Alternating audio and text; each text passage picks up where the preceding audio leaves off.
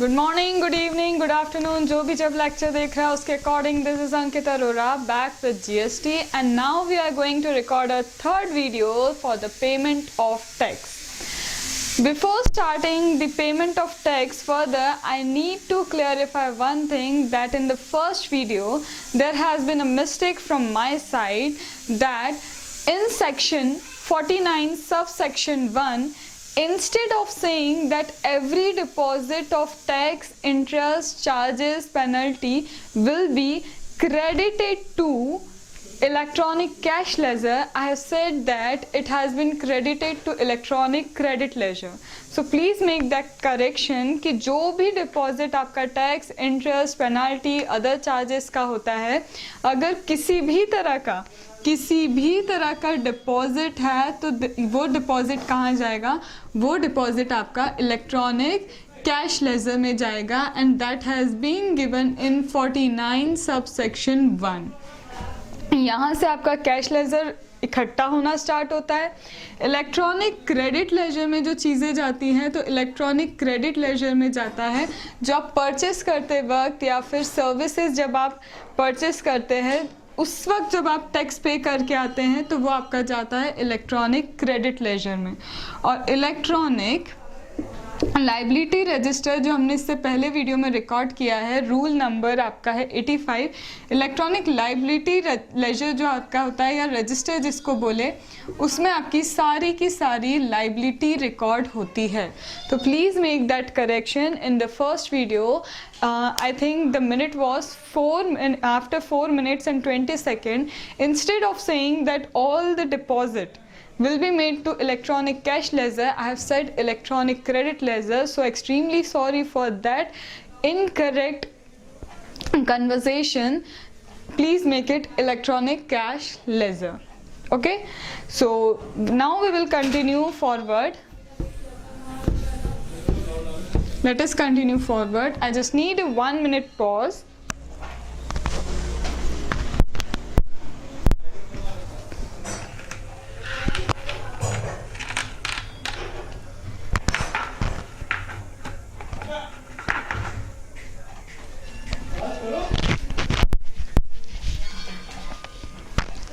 Okay, let us start with the new concept, and that is our electronic credit ledger, and the rule is rule number 86. Now we are starting with the electronic credit ledger, and electronic credit ledger का rule number आ गया हमारा rule number 86, जिसका rule number 86 का सब rule 1, rule number 86 सब rule 1 क्या कहता है? Electronic credit ledger will be maintained. It shall be maintained in GST PMT 02. Previous video में हमने पढ़ा था GST PMT 01. इसमें सबसे पहले रिकॉर्ड होगी आपकी लाइबिलिटी. ये क्या है? आपका लाइबिलिटी रजिस्टर है. ये क्या है? Liability register.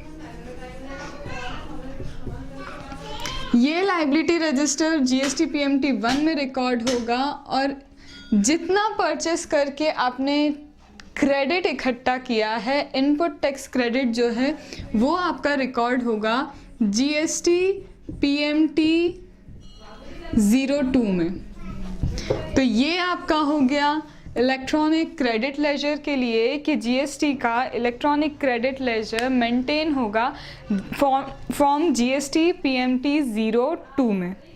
For each registered person who is liable for input tax credit, वो हर पर्सन के लिए जिसको टैक्स क्रेडिट मिलता है, अवेलेबल है जिसके लिए, उसके लिए बनता है GST PMT 02. ठीक है. इसके बाद आपको क्या दिया है कि जब जब इनपुट टैक्स क्रेडिट आपका जनरेट होगा, मतलब जब जब आप परचेस करेंगे, whenever a registered person will purchase from another registered person, he will pay tax to another registered person and he will get credit of that purchase. Each such input tax credit, जितना जितना इसका input tax credit accumulate होता जा रहा है वो क्या हो जाएगा? क्रेडिट. इस लेजर में वो क्या हो जाएगा, क्रेडिट। Y credit? तो एक ही लॉजिक है, जब input tax credit for registered person एक असेट हो गई, क्योंकि उसे उसकी क्या मिलेगी, छूट मिलेगी आउटपुट टैक्स लाइबिलिटी में, क्योंकि वो ऑलरेडी वो टैक्स भर के आया है, तो वो उसके लिए असेट हो गई। तो बट ऑब्वियसली दूसरी पार्टी जो है गवर्नमेंट है, गवर्नमेंट के लिए यही इनपुट टैक्स क्रेडिट क्या हो गया, लाइबिलिटी, क्योंकि अभी गवर्नमेंट को इसका क्या देना है, रीबेट देना है, कंसेशन बोल सकते हैं या फिर छूट बोल दे, एक नॉर्मल सी लैंग्वेज बोल रही हूँ, एक प्रिसाइज लैंग्वेज नहीं है। तो गवर्नमेंट के लिए वो क्या है, लाइबिलिटी। और जब जब लाइबिलिटी बढ़ती है हम क्या बोलते हैं, liability always get credit when it increases. तो जैसे जैसे इनपुट टैक्स क्रेडिट आपका इकट्ठा होता जा रहा है, तो रूल 86 सब रूल 1 कहता है जीएसटी पीएमटी 02 में वो क्या होता जाता है, वो होता है क्रेडिट। फिर आता है जी आपका रूल 86 का सब रूल 2, जो ये बोलता है electronic credit ledger shall be debited to the extent of discharge of liability in accordance with section 49।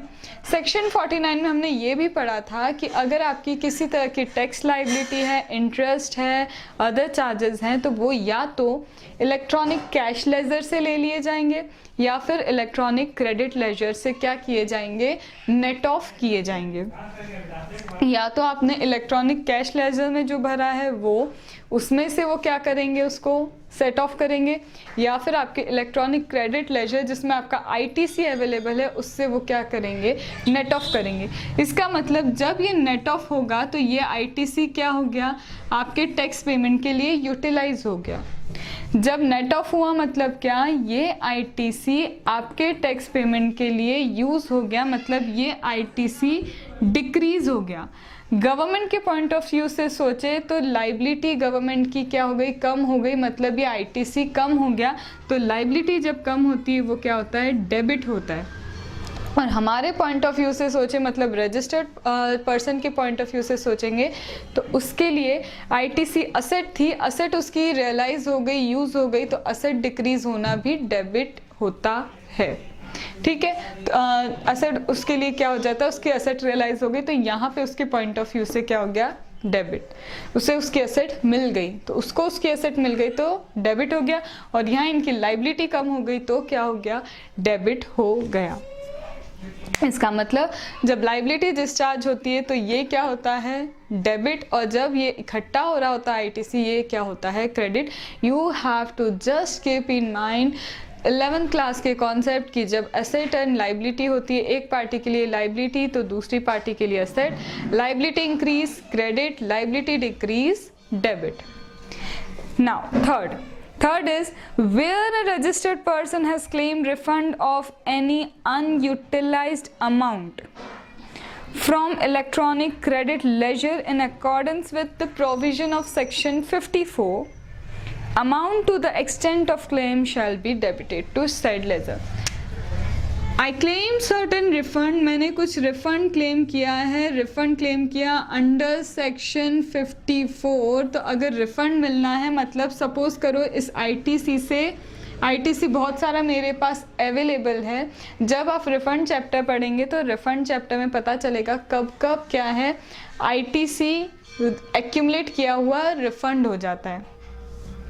Reverse वाला कॉन्सेप्ट भी है उसका, तो वहाँ आपको सेक्शन जब आप रिफंड के पढ़ेंगे तब आएगा। तो यहाँ पे क्या है, सामने वाला आईटीसी यूटिलाइज नहीं कर सकता, तो जब वो आईटीसी यूटिलाइज नहीं कर सकता तो हम क्या करते हैं, गवर्नमेंट उसे रिफंड कर देती है वो आईटीसी जो एक्यूमुलेट हुआ है। तो रिफंड करने पे भी क्या होगा, ये आईटीसी रिफंड हो गया, मतलब सामने वाले को उसकी कैश रियलाइज हो गई, असेट रियलाइज हो गई, और गवर्नमेंट की लाइबिलिटी क्या हो गई, कम हो गई। तो उस केस में भी ये क्या हो जाएगा, रिफंड के केस में भी इलेक्ट्रॉनिक क्रेडिट लेजर आपका डेबिट हो जाएगा। Then, fourth, if refund is so filed, if the refund so filed, जो भी refund आपने फाइल किया अगर वो रिजेक्ट होता है fully या partly, तो amount debited under sub rule 3 to the extent of rejection shall be recredited to the electronic ledger by the proper officer by an order made in GST PMT 3। Simple सा, आपने refund claim किया, ये refund क्या हो गया, refund claim करते से यहाँ पे तो डेबिट हो गया, लेकिन बाद में ये रिफंड या तो फुल्ली या फिर पार्टली रिजेक्ट कर दे। इस रिफंड को फुल्ली या पार्टली रिजेक्ट कर दिया जाएगा तो ऑटोमेटिकली क्या होगा, फिर से GST PMT 03 में ये क्या हो जाएगा, ये रिफंड वापस से क्रेडिट कर दिया जाएगा। इसके थ्रू क्रेडिट लेजर में ये वापस क्या हो जाएगा, क्रेडिट हो जाएगा। और यही चीज़ आपको क्या लिखी है, रूल 86 सब रूल 4। तो पहला कॉन्सेप्ट तो क्या बोलता है, पहला कॉन्सेप्ट ये बोलता है कि GST PMT 02 में इलेक्ट्रॉनिक क्रेडिट लेजर मेंटेन होगा।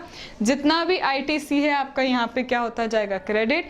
अगर लाइबिलिटी आपने इससे पे की है तो वो डेबिट हो जाएगा, रिफंड है और रिफंड भी दे दिया गया तो भी ये डेबिट हो जाएगा।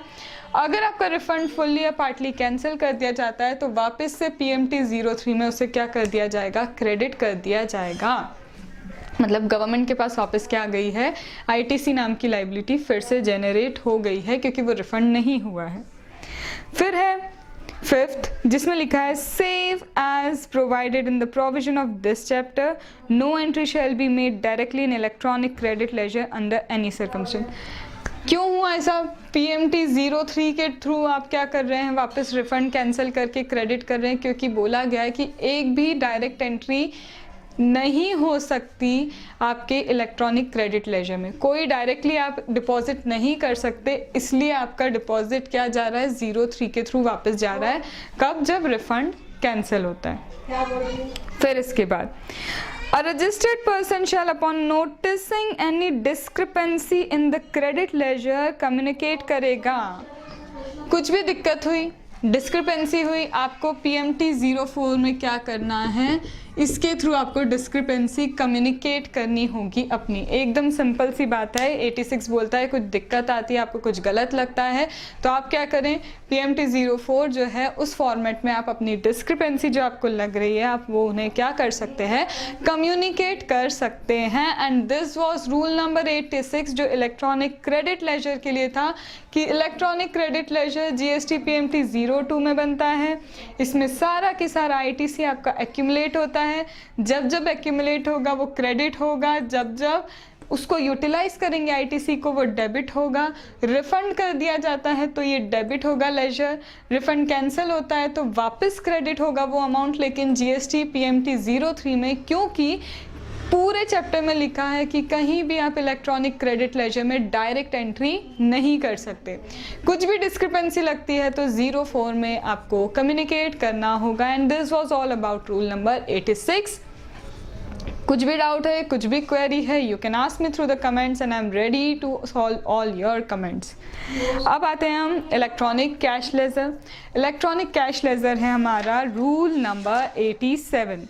इलेक्ट्रॉनिक क्या है, इलेक्ट्रॉनिक कैश लेजर है जो हमारा है rule number 87।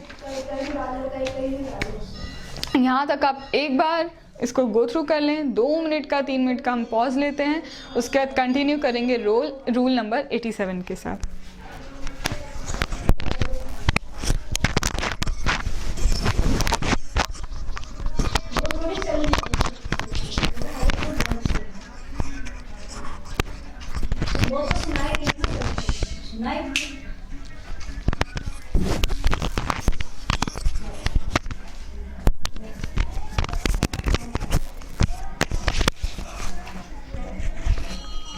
I hope you have got through this, और अगर कोई डाउट है तो you can ask me through the comment. Now we are starting with rule number 87, that is electronic cash ledger. What is electronic cash ledger? तो यहाँ पे rule 87 सब rule 1, rule 87 सब रूल 1 क्या कहता है, इलेक्ट्रॉनिक कैश लेजर जो section 49 sub section 1 में दिया है, सेक्शन 49 सब सेक्शन 1 में जो इलेक्ट्रॉनिक कैश लेजर आपको दिया है वो मेंटेन होता है GST PMT 05 में। तो कहाँ हमारा कैश लेजर मेंटेन हो रहा है, हमारा कैश लेजर मेंटेन हो रहा है GST PMT 05। GST PMT 05 में आपका क्या होता है इलेक्ट्रॉनिक कैश लेजर, जो आपको सेक्शन 49 सब सेक्शन 1 में कहा था कि हर तरह का डिपॉजिट, एवरी डिपॉजिट कहाँ जाएगा, इलेक्ट्रॉनिक कैश लेजर में जाएगा, तो वो मेंटेन होता है। अब इसके बाद आता है आपका कि ये क्रेडिट कब होगा। जितना जितना आप डिपॉजिट करेंगे गवर्नमेंट के लिए, वो डिपॉजिट जब तक उनका इनकम रियलाइज ना हो जाए, टैक्स में वो रिकवर नहीं कर दे, वो क्रेडिट होगा, और डेबिट होगा जब पेमेंट हो जाती है। इसका मतलब गवर्नमेंट की पॉइंट ऑफ व्यू से उनकी जो लाइबिलिटी पोर्शन वो समझ के चल रहे थे वो रियलाइज हो गया, तो वो debit.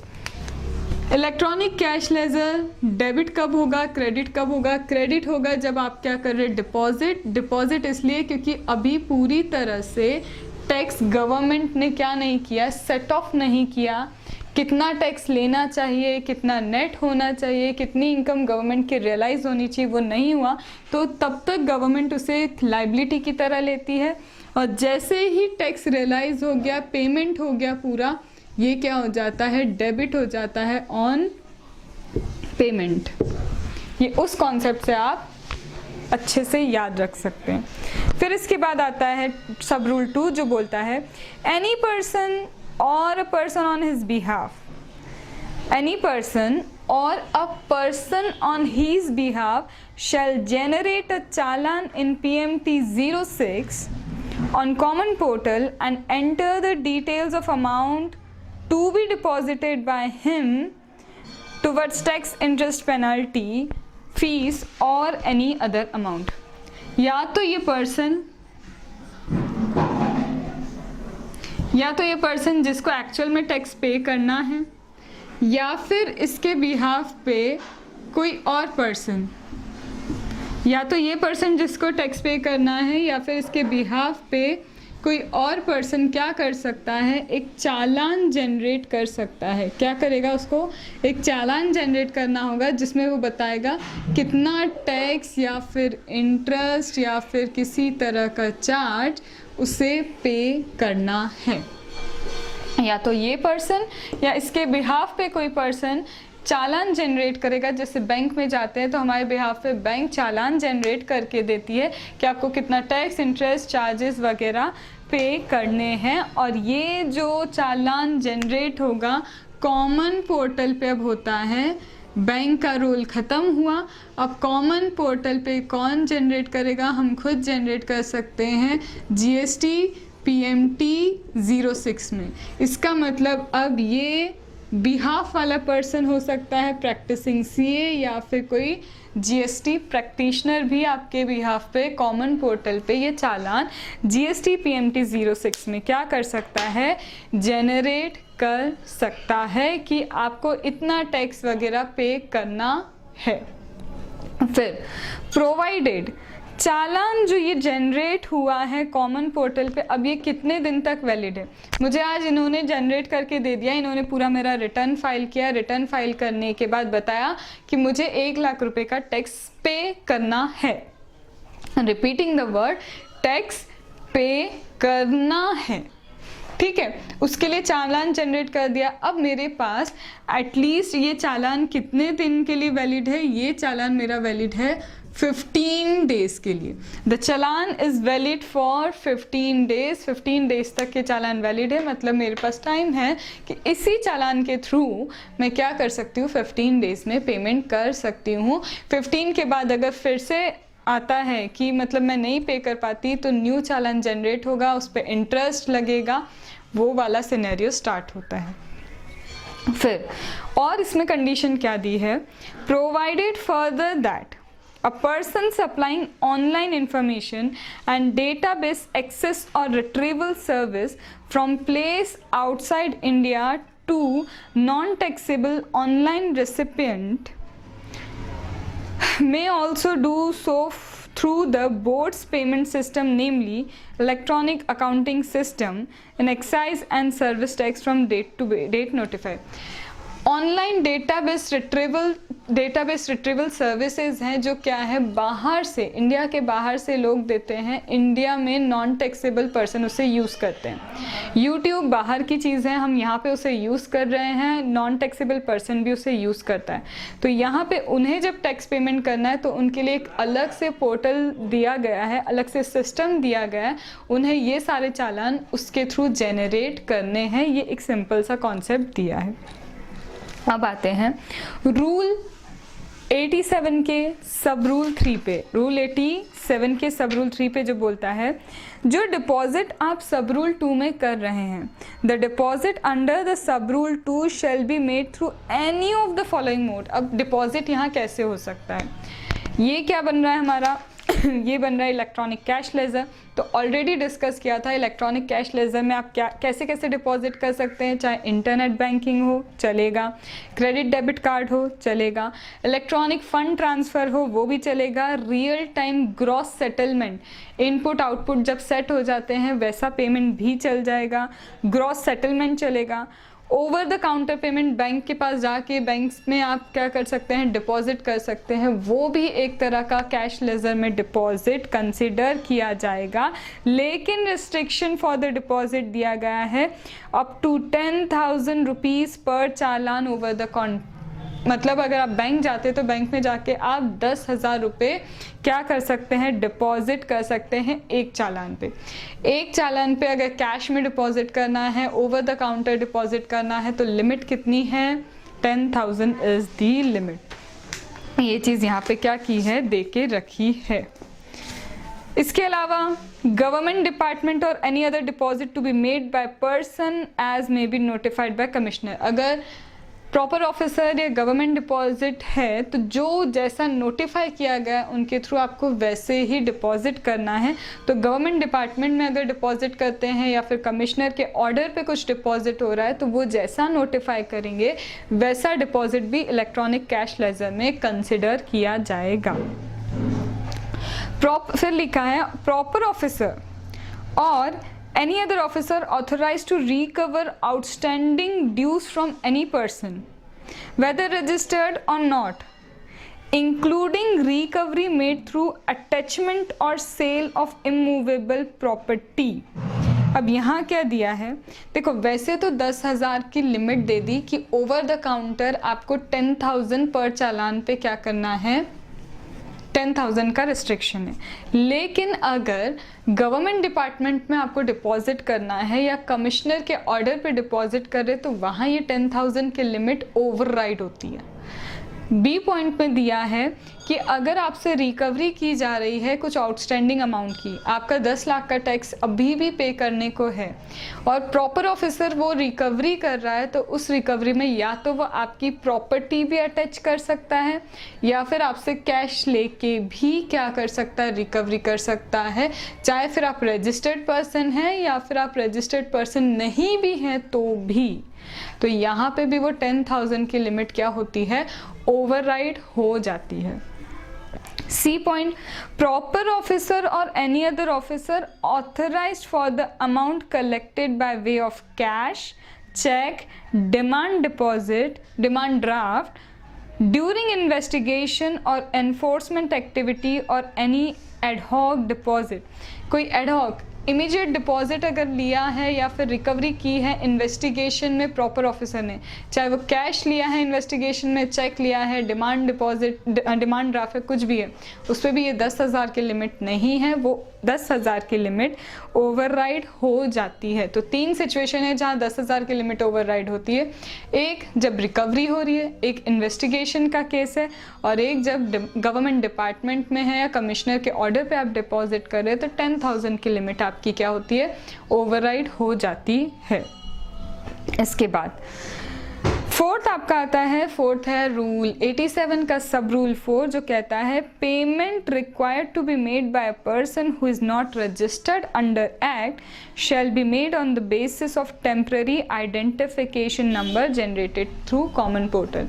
I am not a registered person, liability कुछ आती है मेरे ऊपर, I am not a registered person, but मेरे ऊपर अगर कुछ लाइबिलिटी आती है किसी तरह के ट्रांजैक्शन के बेसिस पे, तो अगर मैं रजिस्टर्ड पर्सन नहीं हूँ तो मुझे क्या करना होगा, एक टेम्प्रेरी मुझे आइडेंटिफिकेशन नंबर मिलेगा, कहाँ पे, कॉमन पोर्टल पे, और उस टेम्प्रेरी आइडेंटिफिकेशन नंबर को यूटिलाइज करके what I can do, I can pay of my liability through common portal of GST.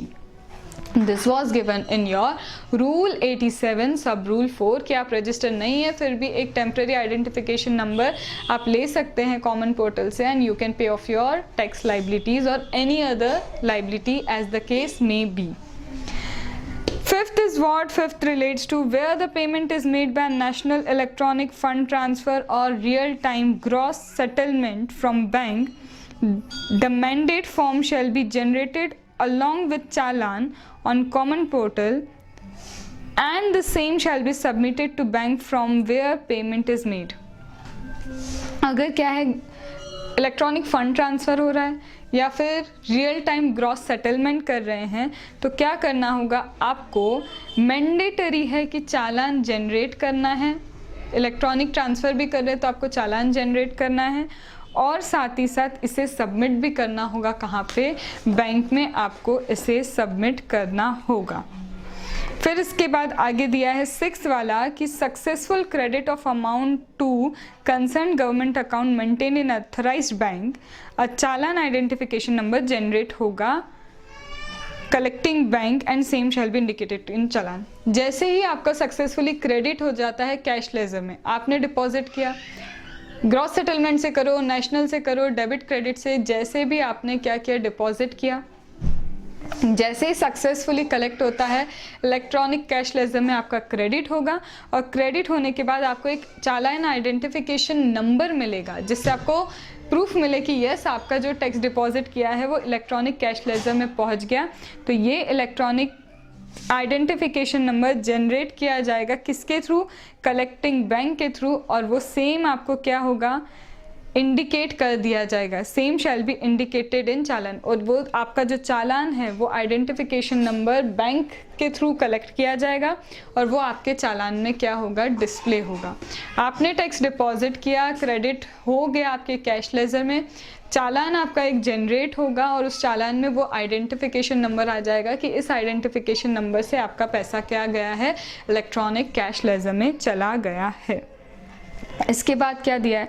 इसके बाद दिया है कि where the bank of the person concerned or the bank making the deposit on his behalf is debited but no challan identification number generated or generated but not communicated to the common portal, the said person may represent electronically in GST PMT 07 through common portal to bank or electronic gateway through which deposit initiated. अब आपने deposit कर दिया लेकिन या तो क्या हुआ, bank को ही चालान आइडेंटिफिकेशन नंबर नहीं मिला, या फिर बैंक को मिल गया लेकिन आपके चालान में वो कम्युनिकेट नहीं किया गया, तो आपके पास क्या सोर्स है, आप GST PMT 07 में क्या कर सकते हैं, ये फैक्ट रिप्रेजेंट कर सकते हैं कि आपको क्या नहीं मिला, आपका चालान आइडेंटिफिकेशन नंबर नहीं मिला है, तो ये चीज़ आप GST PMT 07 में रिप्रेजेंट कर सकते हैं. फिर इसके बाद 9th नंबर फिर से आपका TDS TCS से रिलेट करता है तो we are skipping this. 10th बोलता है where a person has claim refund of any amount, अगर आपने कैश लेजर से कुछ रिफंड क्लेम किया है और आपको रिफंड ग्रांट किया जाता है तो कैश लेजर क्या हो जाएगा, डेबिट. वही फंडा है क्रेडिट और डेबिट का कि पहले लाइबिलिटी मानती है गवर्नमेंट, उसमें से अगर पैसा आपको वापस जा रहा है तो वो गवर्नमेंट के लिए क्या होगा, डेबिट होगा. उसमें पैसा जा रहा है इलेक्ट्रॉनिक कैश लेजर में तो वो क्या होता है, क्रेडिट होता है. तो रिफंड अगर हुआ है तो वो डेबिट होगा.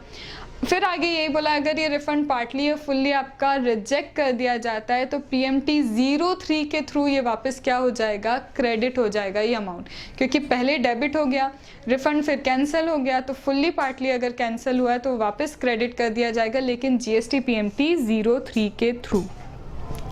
इसके बाद आता है अगर आपको कोई डिस्क्रिपेंसी मिलती है तो डिस्क्रिपेंसी अगेन आपको GST PMT 04 में क्या करनी होगी, बतानी होगी कि आपको ये डिस्क्रिपेंसी लगती है. तो this was all about your rule number 87 that relates to electronic cash ledger. 86 आपका किसको रिलेट करता था? 86 आपका रिलेट करता था इलेक्ट्रॉनिक क्रेडिट लेजर को, और आपका 85 का रूल था इलेक्ट्रॉनिक लाइबिलिटी रजिस्टर के लिए. I hope the things and concept are so much clear to you, but still if you have any doubt you can ask me through the comment. And I will recommend, if you like the videos, please share it as much as possible with your friends who are in CA IPCC, CA finals, and if you have any sort of suggestion for me, please give me through the comments. And one more thing, I have also started uploading the direct taxes, and right now I'm uploading here capital gain. So if you want to watch that also, you can go through that. Rest is thank you.